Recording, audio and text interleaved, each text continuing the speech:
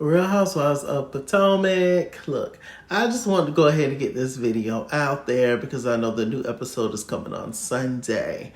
Okay, so I just want to go ahead and do this video and give my thoughts. Listen, it's been a lot of Twitter talk. We recently saw Andy Cohen.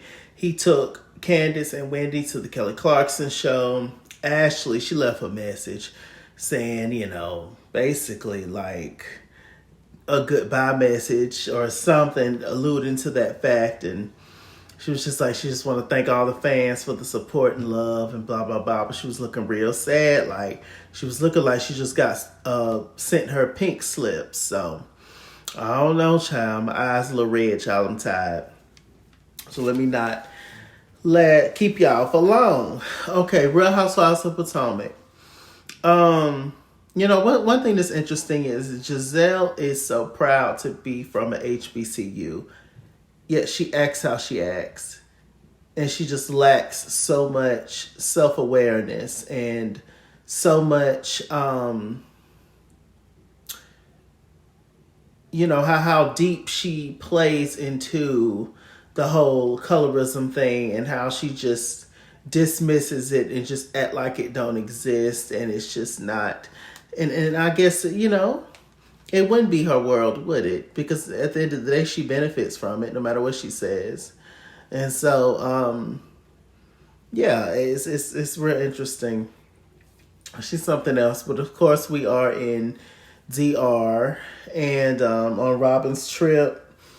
Let me see. They gave Nneka a crown and saying she's the real lady in Potomac. And Karen had a little verbal back and forth with Gizelle, which was funny. And Karen walked off saying, I love Nneka. She's such a good sport. I'm moving to the outskirts of Potomac. I love it. I screamed.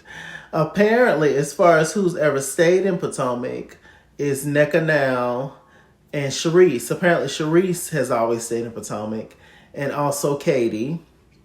And also Monique at one point, when she was on the show. So a lot of them most of them don't even stay in Potomac. Okay. Let me see. So we get to night golf.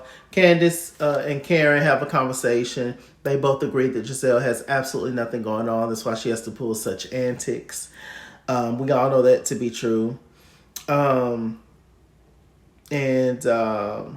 She was just checking to see how Candiace was doing because when they were crowning Nneka, Candiace had walked off. She said A, because she's irritated, and B, because she had to go and pick up something. And Ashley, those shoes she had on at night golf, Ashley is a cute girl. She got a cute shape, and she just chooses to dress, just spend $5 on her clothes. We get to the table scene. Gizelle, she tells the girls about how proud she is of Grace going to Florida to HBCU. I wonder if it's the same HBCU that Dr. Heavenly's daughter, Alora, is going to. And she was talking about that and how she's nervous and stuff about it. And then everybody was giving their commentary. Candiace and Wendy, was looking at each other or looking off or whatever. Because, it's not like they like Gizelle. And it's not like Gizelle likes them. And Gizelle has been nasty and dismissive towards Candiace and Wendy this entire season. So why would they care anything about what Gizelle got to say, right? So she's talking and blah, blah, blah. And then Wendy chimes in. She was just like, if it was me, I wouldn't send my black boys to Florida because of all the killings and the whole stand your ground law that, somebody can do something to you for no reason just because they felt threatened or whatever and have that whole thing and all the stuff they got going on, racism and the tea. And she was just like, my daughter got God all over her. She gonna be all right. Everybody else's comment, she received it. She appreciated it. But Wendy automatic shutdown, right? Okay, so we get to the next day, and one thing I find interesting is that Karen and Mia, they was kind of going back and forth also at that table scene. And because Gizelle, she was trying to be messy, she brought up that, Karen, you was being mean to Mia and stuff and blah, blah, blah. And Karen was just like, I mean, yeah, because she irritated me and I brought Mia to this group. So Mia took that to heart. Mia was offended by that. So the next day, Mia walked up to Karen and like she was her servant, asking her what she wanted and is she okay and blah, blah, blah. Some stuff that her and Gizelle judged up.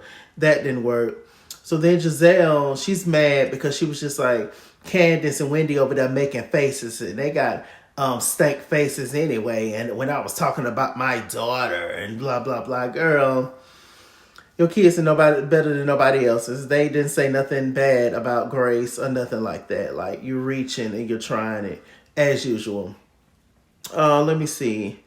This is the fun part. They actually go, Robyn, she set up this game where they will pull a girl's name and they ask a SEX question about them. And one that I thought was interesting was Juan allegedly wants a threesome with Robyn, and or just want to watch her with somebody, and it was just like a girl or a guy. He was just like, it don't matter, according to Robyn and stuff. And it was funny because Karen said, I'm not shocked that Juan wants to have a threesome, but I'm sure Robyn ain't got nothing to do with it. I screamed. I said, that's about right. You would think that that's the basic thing that Juan has had. I mean, my God, why is that a fantasy? Just to get another person in the bedroom? Is it that hard? Let me see. What else is going on? They talked about Mia and the name of whatever rapper that she was with. She said that incriminates somebody else and they're not in it and blah, blah, blah. We don't care. You won't believe that. Mia couldn't tell me the sun came out and I believed it. I don't believe nothing Mia say. So then, and speaking of Mia is the front seat across from Karen. Giselle done lost her spot, child. Mia done moved in. What strength does Mia's storyline hold this season that she deserves first seat next to Andy? I'm trying to understand, but we'll see. Let me see. Robyn asked Karen how many people she be with. Karen said she had wet dreams. Y'all know Karen ain't gonna give up no information. Let me see. The ladies go out. They change into swim clothes.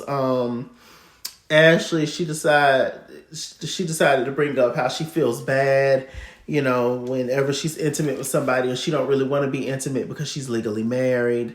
And I'm just like, girl, all the people that he slept with while he was married to you, and even more people now, who cares? But whatever. Ashley takes it seriously because Michael is still giving her money. I don't know what Ashley done did with her. Ashley was on the show 4 or 5 seasons before she had kids. I don't know what Ashley did with her money. I couldn't tell you. I don't know. I'm sure it's not.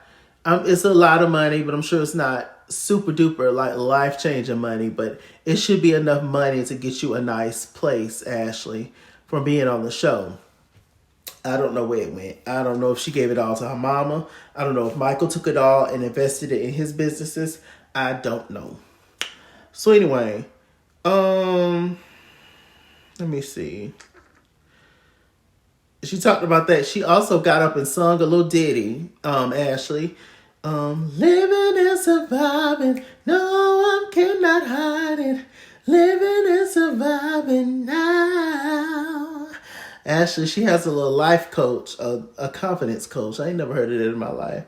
But apparently, Ashley has a confidence coach, and she told her to write that song and express yourself. Ashley used to be a theater kid when she was growing up in the trailer parks.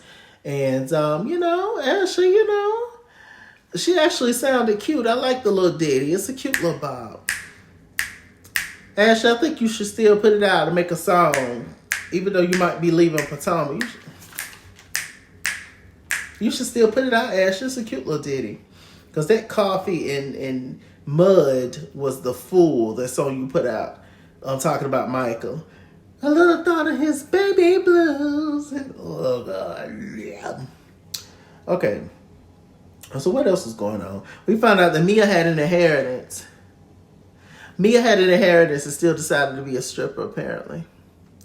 Mia, she said that when she met Gordon, he was still, she said he was a high roller, remember? And that he was spending money on her. He was dropping like $10,000. She said he was, but that's chump change. She said, when Gordon and I got together, I had more money in my bank account than he did. I guess so. He gave it all to you, Mia. I ain't never in my life heard, I'm like Candiace, a stripper heiress. I ain't never in my life somebody has an inheritance and decided to become a stripper. Mia's just come up with, Mia's dad tragically passed when she was younger. Both her parents was on the DRUGS for a while. And so where did this inheritance come from? It didn't come from them. So, shut up. I don't care.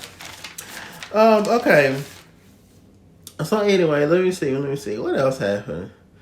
The girls, they had a cute little photo shoot. It was nice. I really like Kiara. It was nice. Everybody was getting along or whatever. Let me see. So after that, the mess starts again, right?